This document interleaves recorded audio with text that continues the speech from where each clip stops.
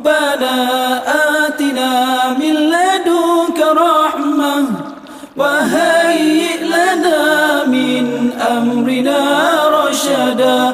Rabbana atina.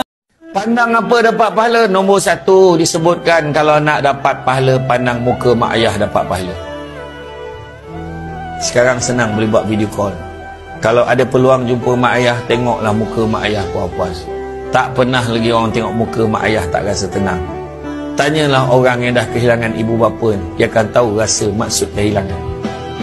Satu puzzle dekat dalam tu, ada puzzle ni, jigsaw puzzle yang kita susun-susun, ada satu yang tak lengkap. Bila mak tak ada, sampai bila-bila pun tak ada siapa boleh mengisi kekosongan. Kita hilang kota doa seorang ibu. Sebab pandang ayah, pandang ibu dapat pahala. Mak ayah dah tak ada, ustaz, ziarah kuburnya.